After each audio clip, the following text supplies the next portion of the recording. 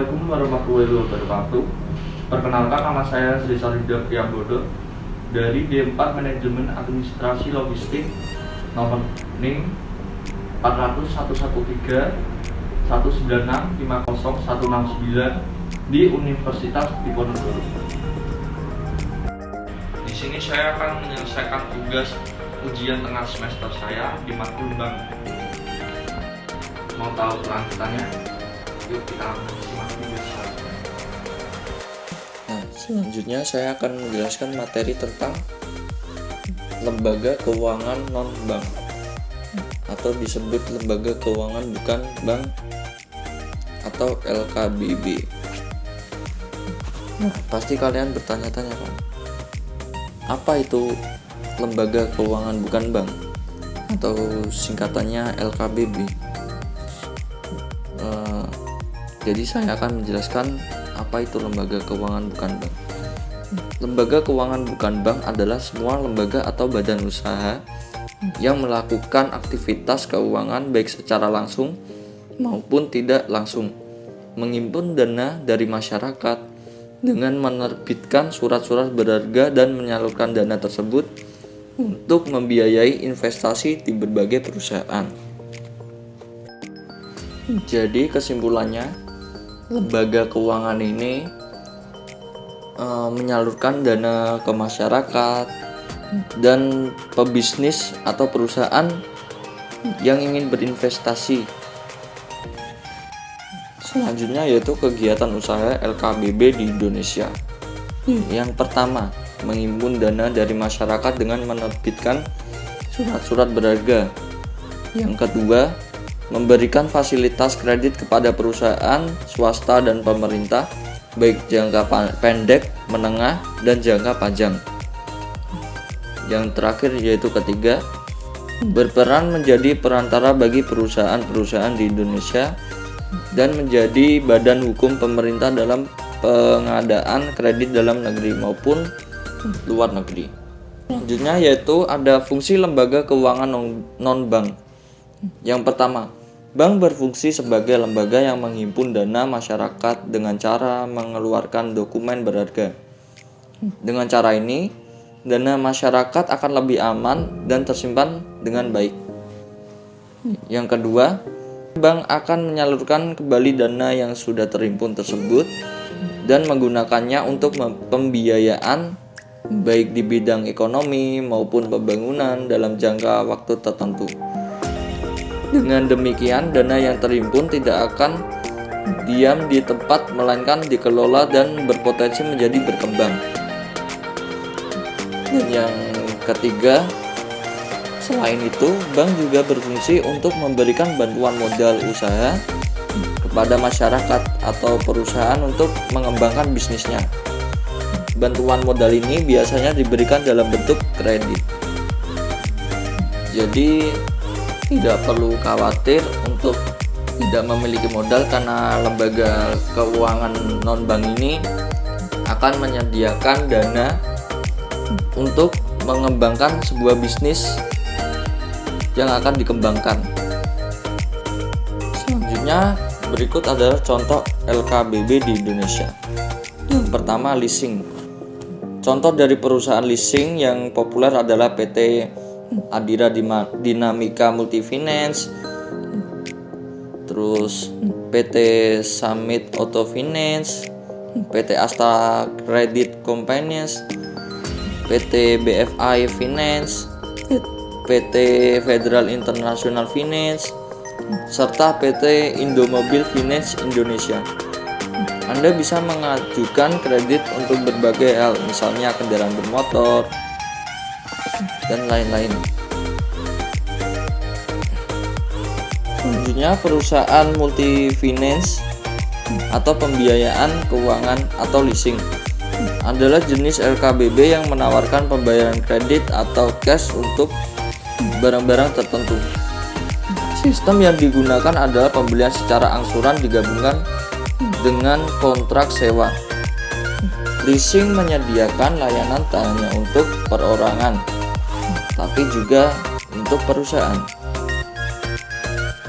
Contoh LKBB yang kedua itu ada asuransi. Perusahaan yang bergerak di bidang asuransi kini sudah sangat banyak. Asuransi menghimpun dana masyarakat dengan cara menarik premi dengan jumlah yang telah disepakati pada awal kontrak. Jumlah premi dan polis asuransi bisa saja berbeda, tergantung dari kesepakatan awal antara pihak asuransi dan nasabah. Jadi pihak asuransi harus memiliki kesepakatan dulu sama pihak nasabah, dan selanjutnya itu perusahaan dana pensiun, perusahaan-perusahaan tertentu serta lembaga-lembaga bekerja sama dengan LKBB ini untuk menyisihkan dan menyimpan sebagian dari gaji karyawan tiap bulan. Nantinya pada masa pensiun, uang ini akan dikembalikan tiap bulan. Bisa disimpulkan, perusahaan dana pensiun menyediakan layanan tabungan jangka panjang. Contoh dari perusahaan dana pensiun yang paling terkenal adalah PT Taspen. Namun selain itu, sebenarnya ada juga BPJS, Ketenagakerjaan, PT Asabri, terus dana pensiun lembaga keuangan atau DPLK, dan dana pensiun pemberi kerja atau DPPK. Ada pasar modal. LKPB ini memperdagangkan saham, ekuitas, obligasi, surat pengakuan hutang, dan surat berharga lainnya. Pasar modal atau bursa efek hanya melayani jual beli surat berharga yang dikeluarkan oleh pemerintah atau perusahaan secara resmi. Dengan banyaknya layanan lembaga bukan bank ini, masyarakat kini punya berbagai pilihan untuk terus memajukan perekonomian, baik dalam skala mikro maupun makro. Dengan sinergi masyarakat dan LKBB, perekonomian Indonesia akan terus bergerak dan berkembang. Agar aman, pilihlah layanan LKBB resmi yang telah diawasi oleh Otoritas Jasa Keuangan atau biasa disebut itu OJK. Selanjutnya yaitu ada jenis lembaga keuangan non-bank di Indonesia. Yang pertama itu Koperasi Simpan Pinjam atau KSP. Koperasi simpan pinjam banyak ditemui di kota-kota kecil. KSP menjadi contoh lembaga keuangan non-bank yang paling banyak jumlahnya di Indonesia. Di lembaga ini, KSP bertugas menghimpun dana dari tiap anggota lalu menyalurkan kepada anggota atau bukan anggota. Sumber pemasok utama dari koperasi ini berasal dari anggota. Tujuan utama KSP adalah membantu meningkatkan kesejahteraan anggota serta masyarakat. Jenis koperasi lainnya yang masih banyak ditemukan di kota-kota kecil adalah koperasi serba usaha atau KSU, koperasi unit desa atau KUD, serta koperasi pasar. Berbeda dengan KSP, tujuan utama asuransi adalah melindungi diri apabila terjadi resiko yang membutuhkan biaya. Beberapa jenis asuransi yang banyak diambil oleh masyarakat adalah asuransi jiwa, asuransi pendidikan, asuransi kesehatan, dan asuransi kendaraan. Perusahaan asuransi juga termasuk lembaga keuangan bukan bank. Kegiatan keuangan yang dilakukan oleh perusahaan asuransi adalah menghimpun dana dari peserta asuransi melalui premi per bulan. Besaran premi dan jangka waktunya dijelaskan detail dalam kontrak asuransi. Selanjutnya ada Perum Pegadaian. Perusahaan Umum Pegadaian merupakan salah satu BUMN yang melaksanakan aktivitas penyaluran kredit murah untuk masyarakat. Di lembaga ini, dasar hukum yang dijadikan landasan adalah hukum gadai. Jadi masyarakat bisa menghindari bunga pinjaman yang tinggi.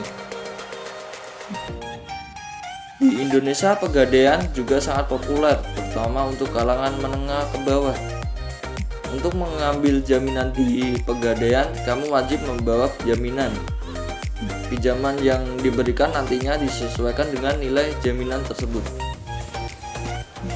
Perum Pegadaian juga punya banyak jenis, diantaranya adalah pegadaian konvensional, pegadaian syariah, hingga gadai emas.